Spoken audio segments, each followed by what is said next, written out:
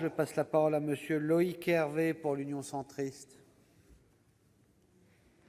pour une durée maximum de 8 minutes.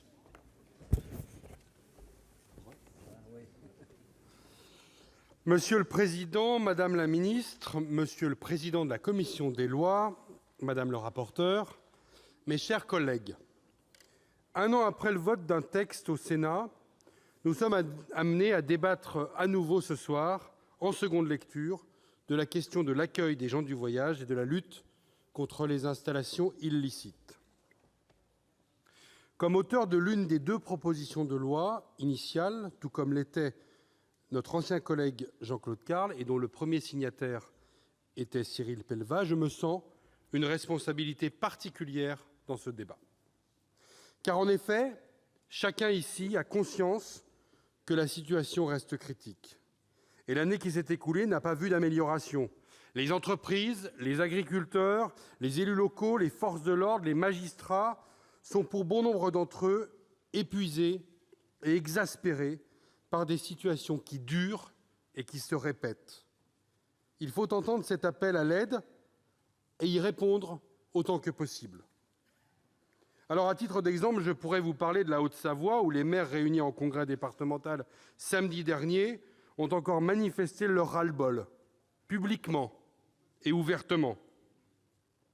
L'association départementale n'a eu de cesse de nous alerter et d'alimenter les parlementaires du département des situations rencontrées, de l'urgence d'agir. Ainsi, je voulais me faire leur porte-parole avec mes deux collègues Cyril Pellevat et Sylviane Noël. Ils interviendront également dans la discussion générale et je ne doute pas qu'ils abonderont dans mon sens. Mais si les auteurs des propositions de loi sont hauts-savoyards, si les sénateurs de ce département sont particulièrement vigilants sur ce sujet, la question se pose dans tout le pays. En témoignent les très nombreux collègues co-signataires ou intéressés par le sujet.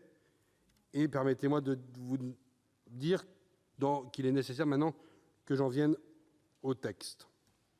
Je voudrais remercier très sincèrement Madame le rapporteur Catherine Di Folco pour le travail accompli, à la fois il y a un an, mais depuis lors. C'est grâce à vous, chers collègues, que le Sénat a adopté un texte cohérent et robuste que l'Assemblée nationale, lors de son examen, a malheureusement soulagé de nombreuses propositions importantes. Si l'on peut émettre des regrets, je voudrais aussi à cet instant souligner, Madame la Ministre, que votre oreille a toujours été attentive et votre rôle positif, à la fois quand nous vous avons rencontré, place Beauvau, quand vous êtes venu dans notre département, dans le Genevois, et quand nous avons été amenés à évoquer ensemble ce texte et son destin. Alors, mes chers collègues, je voudrais vous faire part de mon état d'esprit ce soir. Je vais d'abord, évidemment, regretter les mesures que nos collègues députés n'ont pas conservées. Sans être exhaustif, ces mesures sont d'ailleurs de nature assez différente. On pourrait évoquer, par exemple, le rejet de la prolongation du délai de validité des mises en demeure des préfets de 7 à 15 jours. C'est une demande du terrain, une demande des agents de l'État sur le terrain, demande à laquelle il faudra bien un jour répondre. Comme il faut répondre à la question des sauts de puce, question à laquelle le président du Sénat, Gérard Larcher, est extrêmement sensible, d'autant plus que la chose remonte très souvent dans les déplacements qu'il effectue dans nos départements. Enfin, je crois qu'il était nécessaire de revisiter de fond en comble les obligations faites aux communes, notamment dans les départements où les schémas départementaux ont produit d'ores et déjà l'essentiel de leurs effets, notamment quand les collectivités, intercommunalités en particulier, ont procédé à grands coups à l'aménagement d'aires d'accueil. Toutes ces réflexions et les dispositions pourront trouver leur place, je le crois, dans un nouveau texte et permettre de poursuivre le débat avec l'Assemblée nationale sur les points sur lesquels nous sommes en désaccord. J'ai entendu, Madame la Ministre, que vous compreniez ce besoin.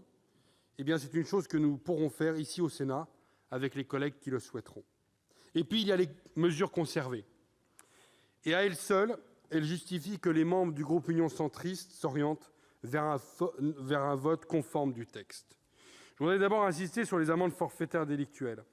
C'est un dispositif qui va dans le même sens que le texte que nous avons adopté cet après-midi, le texte de réforme de la justice, en déjudiciarisant la procédure et en la rendant beaucoup plus opérationnelle, en la confiant aux officiers de police judiciaire.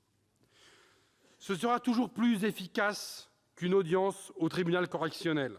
Quelques mois plus tard, si l'affaire a été audiencée et si le procureur ou le parquet n'ont pas classé celle-ci sans suite.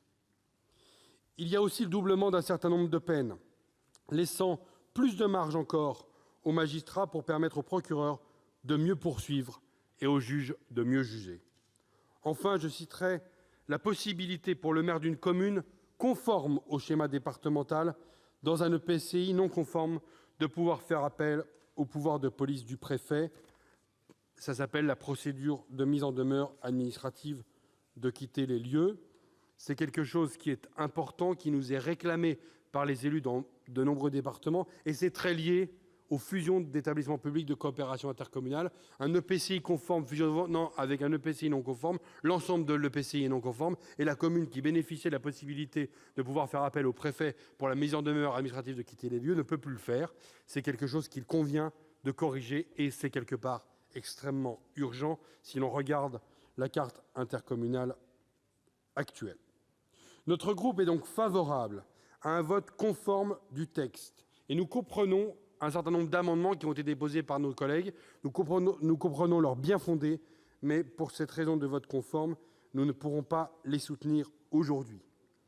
Notre groupe, Madame la Ministre, souhaite aussi qu'une mission parlementaire de suivi soit engagée immédiatement pour permettre de s'assurer que la procédure des amendes forfaitaires délictuelles puisse rentrer en vigueur très rapidement et que le principe du non bis idem ne s'oppose pas à l'efficacité du dispositif.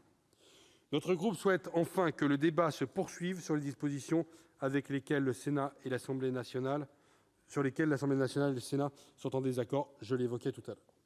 Mes chers collègues, à quelques jours du Congrès des maires, notre vote permettra d'envoyer un signal clair aux élus de tout le pays. Le Sénat s'est emparé de ce sujet à nouveau. Mais en promulguant la loi sur les gens du voyage et la lutte contre les installations illicites, nous enverrons aussi un message à Monsieur le Président de la République, qui est en charge de cette promulgation. Je vous remercie.